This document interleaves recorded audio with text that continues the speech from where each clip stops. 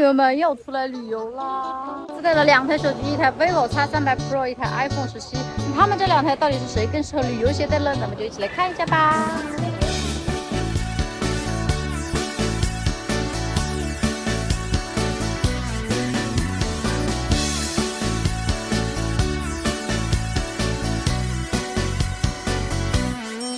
สวัสดีค่ะน้องอยากถามน้องสวยไหมคะถ้าสวยนะคะช่วยบอกมาให้น้องรู้หน่อยน้องอยู่คนเดียวไม่มีแฟนกับเขาสักหน่อยมันเงามันงอยไม่เข้าใจยังไงไม่รู้先说一下为啥要选这2台手机带出门嘞？已知情况 ，iPhone 的拍照是打不过安卓了，但是视频、实况照片还是遥遥领先的。那 OV 都是我一直比较认可拍人拍景还不错的品牌，我是今年都没怎么用过 vivo， 所以就借了这台来看看它现阶段的表现。在 Ultra 出来之前 ，vivo X300 Pro 应该就是蓝潮最强的影像旗舰了，主打人像夜景什么的。那 iPhone 17 Pro 呢，就是目前苹果的最新款，主打真实视频稳，拍啥像啥。2台手机在同一个场景、同一个时间、同一个我同时拍，来对比看看它俩在旅途中的实际成像差距，那依旧是没有广告，真实体验。希望大家可以一键3连支持一下。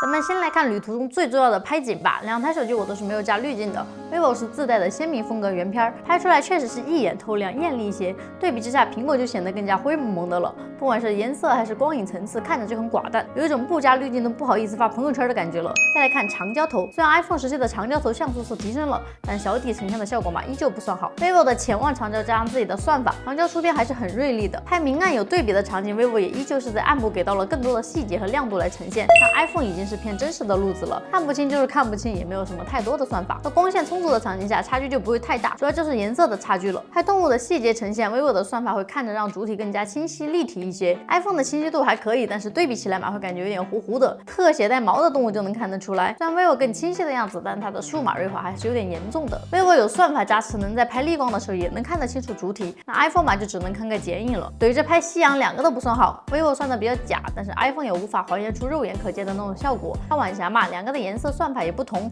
vivo 的喜好是更偏冷一些的，拍摄大海的时候呢，就能看得出来。再来看人像效果也是 ，vivo 的整体都是偏亮色调的，人的肤色也算的是冷白皮一样了。但是该说不说，这个拍女生嘛，这样子确实会更好看。人像模式下，2家的虚化效果其实都还不错，都不会有什么明显的大问题。就 iPhone 的原图特写真的是太丑了，没有任何美颜算法，拍出来都不想往外发了，甚至感觉必须要修图才可以。反而女生我觉得就是更需要 vivo 这种美颜过的感觉，起码拍完看着还能有继续拍照的想法。当然这个对本身条件就很好的妹子来说就没有什么太大的影响了。看我拍的泰国美女，除了肤色上有点区别，其实都还是挺好看的。正常拍摄模式拍人的效果反而会更好一些。iPhone 拍出来无非就是人黑了一点，但不像 vivo 磨皮肤磨得那么明显，还有过曝的情况。拍大合照的时候，整体效果还是 iPhone 这种自然的感觉会看着更好更舒服一些。但有一说一啊 ，vivo 这个算法确实是更适合发朋友圈的。苹果呢就好像是在记录那天最真实的样子了。那你们觉得哪个更符合你们的审美呢？可以弹幕说说。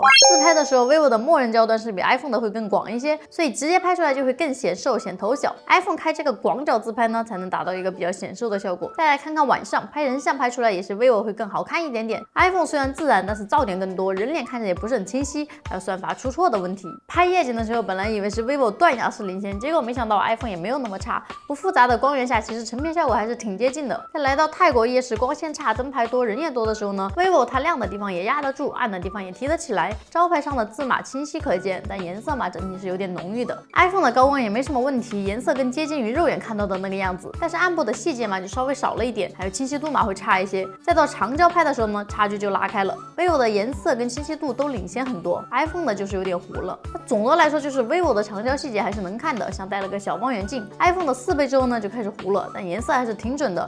如果你喜欢拍远处的东西，那 vivo 确实是能打。那苹果的问题就是它不骗你，远处就是远处，糊就是糊。再看美食照片 ，vivo 的美食模式都不用开，直接拍出来区别就蛮大的。直接拍饮料这个，我拿给朋友看的时候，朋友都会惊讶，这个 vivo 怎么拍成这样，好假的样子啊！确实是有点过于饱和和锐利了。但是拍吃的嘛，看着是更有食欲一些，虽然有时候也不是很稳定吧，但是基本上来说 ，vivo 拍出来都是有一种更好吃、更精致的感觉，拍完就是漂亮番的样子。再说一下实况照片，以前我一直觉得苹果的实况是最好的，那这次用下来发现安卓也在不断的优化，这几天下来基本上 vivo 的实况都是不会有什么大问题出现，效果跟苹果也没什么太大的区别，甚至是说没有那种定一个画面的颜色跟动态的时候呢，区别超大的情况出现，比我之前用华为实况的效果是好很多的。最后来看看视频对比了，拍这个巨细的时候嘛，相对静止的情况下，看不出它俩有什么差距，但是细看会发现 iPhone 的细节竟然是更好一些的，还有在晃动的时候呢，感觉这个 iPhone 也是更稳定一些，没有什么抖动感。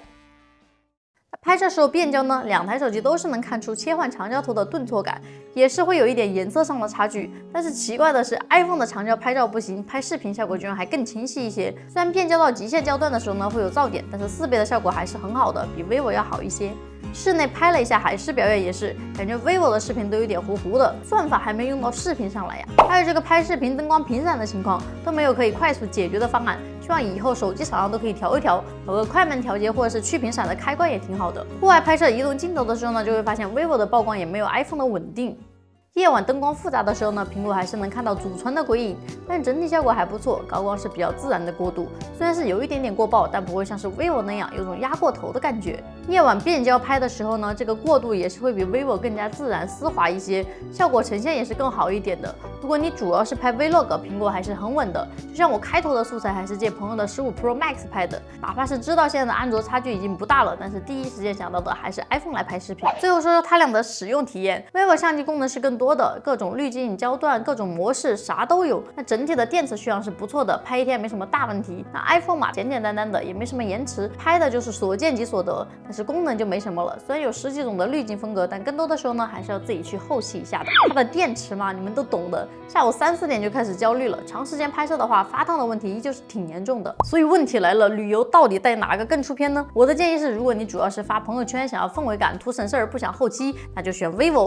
如果你是拍 vlog 为主，想要真实记录，也不怕修图的，那就选 iPhone。要是不嫌麻烦，就跟我一样，2台都带着 vivo 拍照，苹果拍视频，分工就很完美了。其实我这2台手机都还算好的，这次一起出去的朋友是摄影师，带了相机、拍立得、无人机、脚架等等，每天30几度出去都是背着个大包，看得我都觉得累死了。所以现在的手机卷影像，我觉得是个挺好的事儿。我已经很久没有带过相机出门了，虽然手机跟相机的质感还是有差距的，但是那点差距嘛，基本是可以让大多数普通人忽略不计了。每天轻轻松松的玩，随手拍都能拍出不错的照片，不就很好了吗？